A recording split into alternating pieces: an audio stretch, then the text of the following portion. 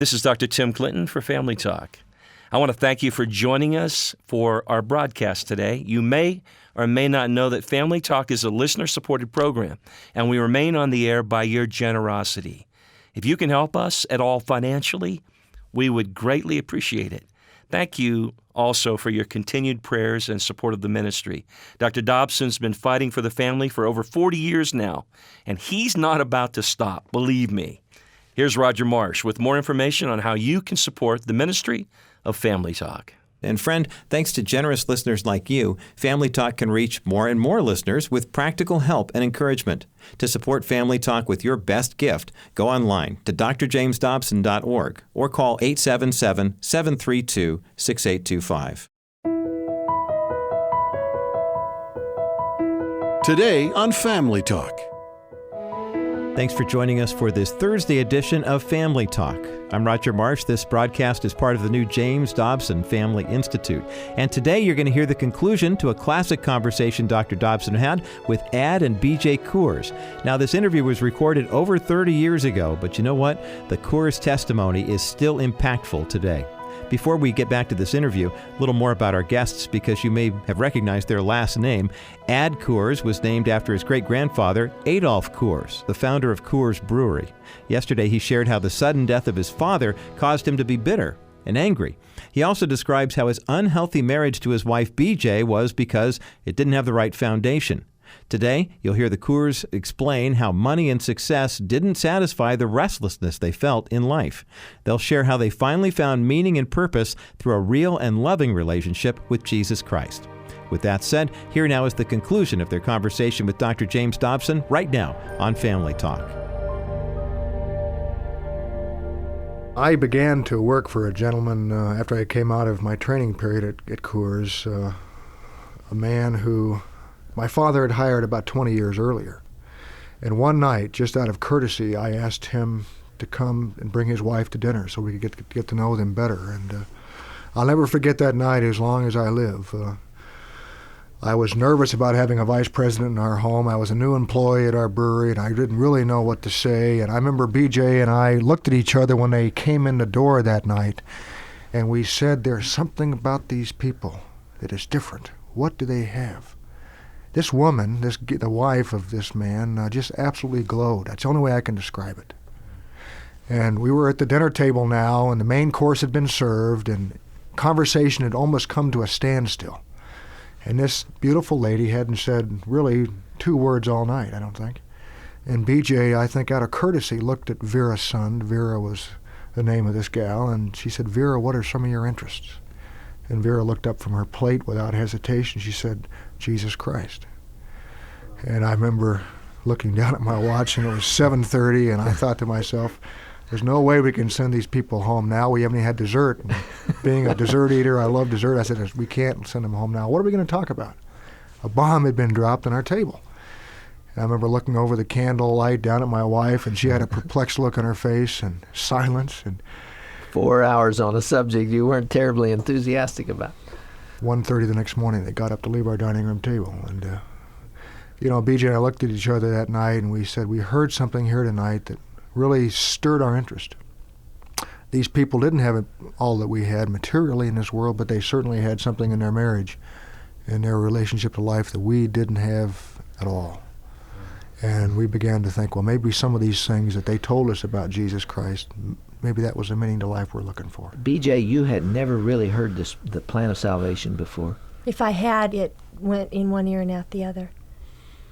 I'm embarrassed to tell you this, but I didn't even know that Jesus was God incarnate. I didn't know that. There are people all around us who feel that everybody has heard that message and that there's no sense in trying to tell our fellow man and our neighbor and the people we work with about the Lord. But here are 2 people who grew up in absolute opulence who had not really been introduced to the person of Jesus Christ. You didn't immediately grab and run with that new idea, did you? Well, Vera was very clever, and she invited me to come to some women's groups. And she even sent people to pick me up because I think she sort of knew that I might, at the last minute, decide that I couldn't make it, which I would have. But she had always somebody there to pick me up and take me to these groups where they had testimonies, which I'd never heard in my whole life, heard a personal testimony by another woman. And I knew that that's what I needed. And one night they drove me home in the car, and one of the girls asked, "Would you like to receive Jesus Christ?" And I said I really would. And so I said the little prayer then. I can honestly say I felt a change immediately. And I didn't know how to tell Ad what had happened because I was really unsure of what had happened, but I knew something had changed. Did you know she was attending these groups, Ad? No, Dr. Dobbs, I did not. You wouldn't have been in favor of it, perhaps? I would have thought if that's what makes you happy, do it. Yeah. Whatever makes you happy. I can't make you happy. I bought you all these things. If that makes you happy, go do it. How'd you tell him about it, PJ? Well, the interesting thing is she gave me a book to read called The Philosophy of Christian Womanhood. And I read it, and that was the first time I realized that this whole marriage situation was not all Ad's fault. In fact, I would have said 90% of it was due to his problems. But I realized I wasn't even close to being a Christian wife. And things jumped out at me that I realized through my actions I had motivated him to act the way he was, and that I had a lot of power. And if I acted more like a Christian woman, that slowly but surely he would be motivated to change. And you began to work on this. Did you tell him what you were doing? No. He still didn't know you were a Christian. I'd like to interject something here. I used to love to needle my wife. And, I began to needle her, and she wouldn't respond anymore. I noticed there was something different about her. She had the same kind of a glow about her now that Vera Sund had that evening she walked into our living room.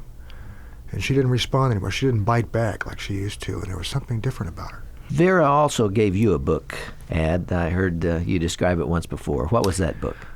I was given a book by Paige Williams called Do Yourself a Favor and Love Your Wife. And similar to my wife's experience with the philosophy of Christian womanhood, I sat down with that book, Dr. Dobson, and read that book over and over again. And the same thing jumped out at me, that not only had I failed as a husband, but as a Christian husband and as a Christian father. Now, about this time, BJ made a suggestion to you.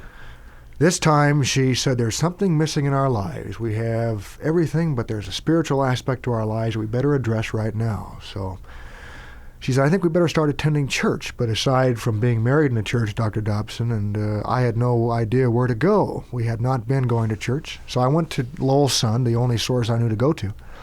And he suggested we attend church with him that Sunday, which we did.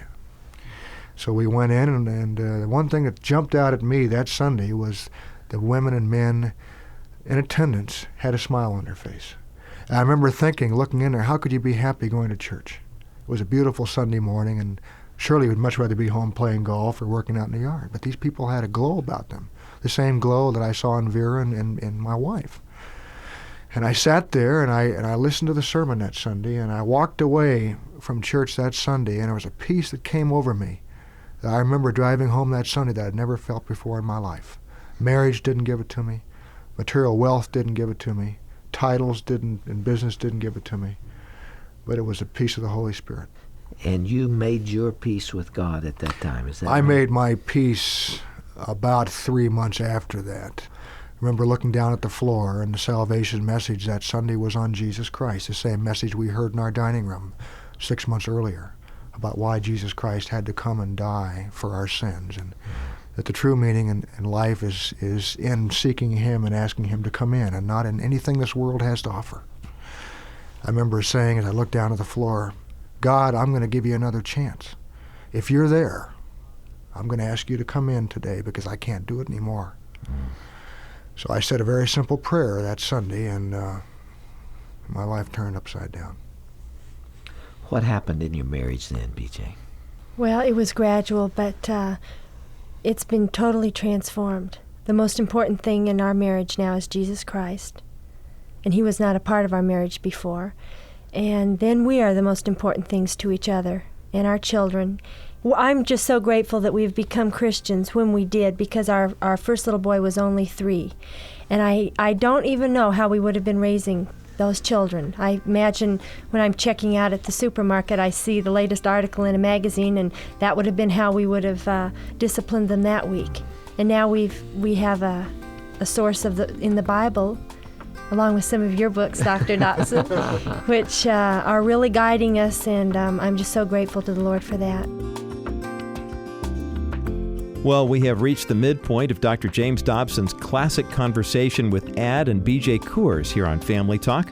I'm Roger Marsh, and we are incredibly grateful of your support of this ministry. Family Talk and the new James Dobson Family Institute would not survive without your generosity. Learn how you can make a secure contribution online when you visit drjamesdobson.org. You can also call toll-free with your gift at 877-732-6825. Now, as we rejoin this interview, Ad and BJ Coors discuss the most profound lesson that they've learned since becoming Christians. Here now is Ad's answer. The Bible tells us that those who exalt themselves shall be humbled, and those who humble themselves shall be exalted. I think one thing that Christ, above anything else he has taught me, and that is that apart from him, I can do nothing. He is the vine, I am the branch. And if I abide in him and he in me, I can do everything. But boy, when I get out on my own, I fall flat. I have learned that lesson time and time again. And I mean it, apart from him, I can do nothing. But with him, you can do anything. And you had some tests of adversity since then. Two of them in particular that I want you to relate very quickly. The first was the loss of somebody else very close to you after you had found the Lord. Who was that? Yeah, my mother met a very tragic death. My mother, by the way, just before she died, accepted Christ, and about 3 weeks before she died, which was a blessing to me to hear it. But I was very close to my mother, and when she died, it was a bitter blow to me. And I left the employment of the Adolph Coors company when she died to manage her estate because I was visibly and mentally shaken, and I had some work to do to manage her estate. So I left the employment of the brewery. And then I felt the Lord leading me back about 1.5 years later. So I again went back to my Uncle Bill and sat in front of his desk again and said, "Can I please come back and have a second shot?" And he, without hesitation, said, "This time, Adolph, you're coming back under my guise. As a matter of fact, you're going to go on graveyard shift and you're going to scrub fermenting tanks for a period of time." And I was scrubbing fermenting tanks from 10 o'clock at night until 10 o'clock in the morning, 7 days a week, and men wouldn't talk to me because they were afraid that I was a plant for the family. And I had more fellowship and closer fellowship with Jesus Christ in those fermenting tanks than Isn't that beautiful? just talking to him and scrubbing down. I'm sure if anybody had walked by the entrance of those fermenting tanks would have thought I was loony. I really prayed and got to know Jesus very intimately in those tanks. Now, tell me about the death of your mother.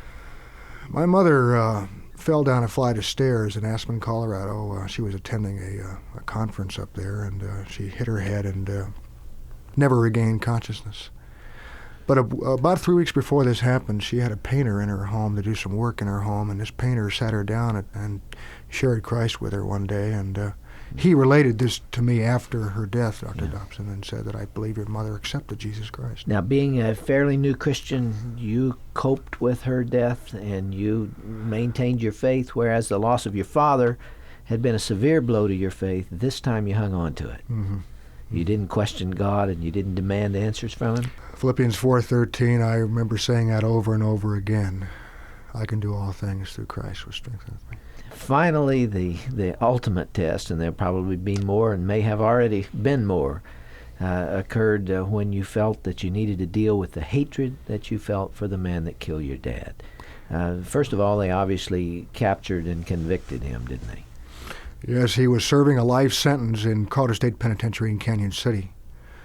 And this was 1977. And a gentleman who was a very good friend of mine, a Christian brother, acquaintance of mine in Denver, Dale Morris, came over for dinner one night, and he asked me, "Have you forgiven the man who killed your father?" And I remember saying, "I think I have in my mind, Dale." And he said, "That's not what I'm talking about." He said, "As a Christian, we have to forgive, if we can, face to face." He said, "I'm going down to Canyon City Wednesday. Will you go with me?" He kept asking me over and over again. The third time I went with him. Okay. I think we need to deal with what you were really asked at that moment, Ad. He took you back to the most painful event of your life. My stomach, I almost threw up. My. I just... The turmoil of adolescence, all of that grief that man caused you for no personal gain. He put you through all this. He deprived you of the man you needed, the man you loved, the man your family had to have. And now you're being taken back to that moment and asked, not only intellectually but emotionally, to forgive that man, and more importantly, to look him straight in the eye and tell him so. You must have had a mighty big knot in your throat at that moment. As a matter of fact, Dr. Dobson, my first reaction was I got very violently mad at Dale Morris inside of me. I didn't let him know it, but deep down inside, I had anger at Dale for even suggesting such a thing to me. How dare you say I have to do that? But he kept calling me week after week after week, and finally I did say, okay, I'll go down. I remember as I walked in the entrance to the prison, the warden greeted us, and he shared with me that day that Mr. Corbett did not want to see me. The words were, Mr. Corbett refuses to see you, Mr. Coors. But a strange feeling came over me, one of not relief, but one of sorrow and disappointment. Only Jesus Christ could have put those feelings inside of me. And he said, is there anything I can do for you while you're here? And I said, yes, I would like to write Mr. Corbett a letter, which I did. And Dale Morris happened to have an extra Bible with him that day, so I put this letter in the flyleaf of this Bible. And this letter, if I can remember it, paraphrasing it, it said briefly, I am here today to ask for your forgiveness for the hatred I've had in my heart for 17 years for you, and I forgive you for what you have done to us as a family, and as a Christian I'm here today to ask that you forgive me for the hatred I've had, and I hope someday I have a chance to sit down and share the joy I have found in Christ with you. And I signed it. And I was down at the prison about 3 weeks after that. I remember one of the prisoners coming up to me and saying that Mr. Corbett had gotten that note in that Bible, and as far as he knew, that Mr. Corbett was reading that Bible. And that's the last contact I've had with Mr. Corbett at all. To this day, I have not seen him. You know, Ad, the ultimate test of Christianity is being able to do what Jesus told us to do.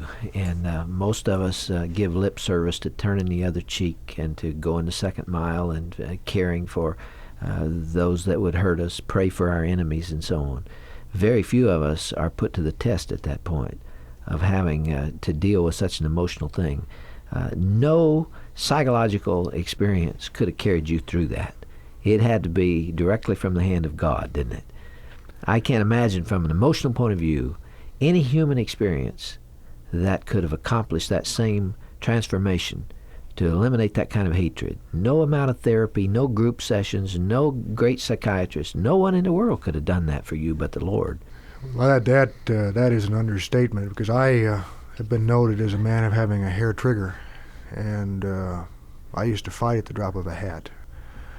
But, you know, as we study God's Word and we really understand what Jesus Christ did for us on that cross, I am no less guilty than Joseph Corbett sitting in prison for life today, because God said there's no difference between killing a man in your heart and killing a man in the physical person. And we are all sinners. So I began to contemplate, what does it really mean? And I am no less guilty in God's eyes. And as it says in Matthew and in Mark and in Ephesians and all throughout the Bible, the importance of forgiveness. If we don't forgive those who sin against us, God's not going to forgive us. And I'm going around the country professing Christianity, but if I don't forgive those who sin against me, I have no business doing that. BJ, you love the Lord? Yes, I do. What's he done in your marriage and in your home? He's just blessed us beyond our comprehension, and he's given us a relationship that I'd always hoped for. And not perfect. No, right? It's not perfect. None of our relationships is perfect. And yet, are some of your emotional needs being met? Yes. You have a sense of oneness and purpose and meaning? We do. We now have a ministry that we share together in Denver. The message that you have should be heard, and I think that you should either consider writing it or speaking it. But there is a feminine side to this story. It's not just a masculine story, it's a feminine story as well. And people will relate to it, as I think you'll see from the mail that will come in response to what you've had to say today. He's brought so many people into our lives who are going through basically the same frustrations we were. And now I think we're able to help them. Whereas before, I'm not sure that we could have helped. We could have just said, boy, you're right, that's a real jerk you're married to. You've got to get out. But now we know that there's a much better answer. And we have been called to share our love and faith in Jesus Christ to senior executives of Denver. We feel that the executive, the senior, middle, and top management executive has come across the same frustrations that BJ and I have come across. We realize that climbing the corporate ladder isn't going to make us happy, isn't going to fill this void, and material possessions aren't going to fill this void. And now they've acquired a title, they've acquired a fortune, they've acquired money, but yet they don't know why they aren't happy. And this is the kind of men and women we're dealing with and we're relating to. And we have a ministry where we share Jesus Christ through a very unique method. It's through a dinner party at a local country club where we ask top Christian speakers to come in and share their testimonies. And at the end of the evening, these men and women have a chance to pray to receive Jesus Christ. And after that evening, we take these men and women out on a one-on-one basis and get to know them.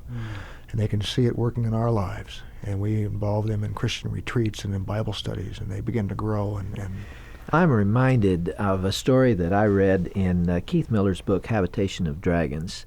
It's the last entry in that book, and it's worth the purchase of the book just to get it. But there's a story in there about a woman named Alice who was sharing with Keith Miller and with the other people that were in the group about her childhood and the difficulties she'd come through. And she had been in an orphanage. She was an older woman, and she was raised in a time when foster homes were not available, and she was in this orphanage, and she wanted more than anything else to be loved, to be included in a home, to have a real live mother and father, to have brothers and sisters, to be included in a family setting. And people would come to the orphanage and look over the children and always select someone else, and she was never chosen. And she wanted so badly to be selected, and she would see them looking over the children. And I don't know whether she was a homely child or for whatever reason she was not chosen. Then one day, a couple came and looked over the children and took Alice home with them. And she was absolutely ecstatic. She lived on a cloud for days, and it was so beautiful.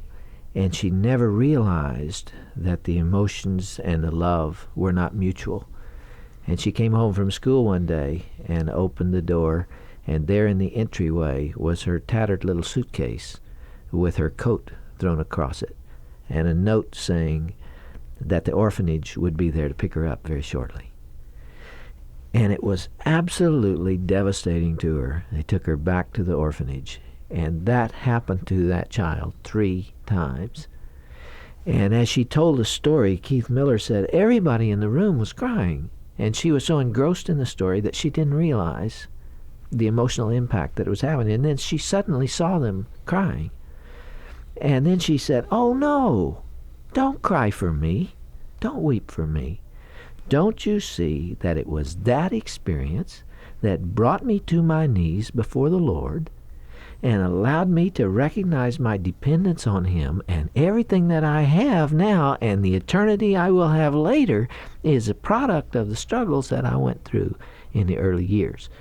And I was reminded of that as you all are describing this longing, this search, this sense of meaninglessness, this marital conflict, even the death of your dad, Ed, that God took it and turned tragedy into triumph.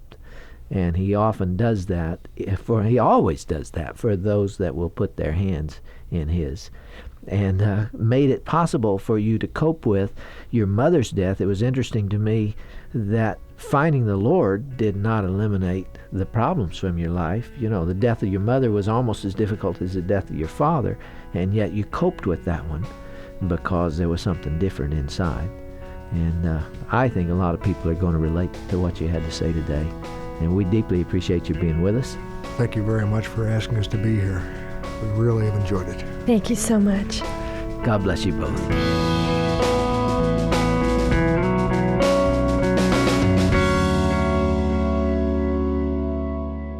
We hope you've enjoyed listening to the Coors family story over the past couple of days here on Dr. James Dobson's Family Talk. By the way, if you missed part one of this conversation from yesterday's show, visit the broadcast page at drjamesdobson.org, and you can hear it there. That's drjamesdobson.org, and then click onto the Broadcast tab. We encourage you to get plugged in with us on social media as well. The next time you're on Facebook or Twitter or Instagram or Pinterest or YouTube, be sure to search for Family Talk. All of our profiles have uplifting content that you'll want to interact with, and you'll want to share it with your loved ones as well. You can read various articles or blogs that we've posted. You can listen to radio broadcasts or watch our latest informative videos. You know, if you're tired of the discouraging stuff that you find on social media in your feeds, be sure to like and follow all of our pages. Simply search for Family Talk and get connected with encouraging and godly content. Finally, if you have Amazon Alexa, you can now listen to Family Talk's daily broadcast there. Through a hands-free command, this smart device allows you to hear our latest programs. Go to drjamesdobson.org/Alexa to learn how to activate your Amazon Alexa. Thanks for listening today, and be sure to come back again tomorrow for another edition of Family Talk. I'm Roger Marsh. Have a great day. This has been a presentation of the Dr. James Dobson Family Institute.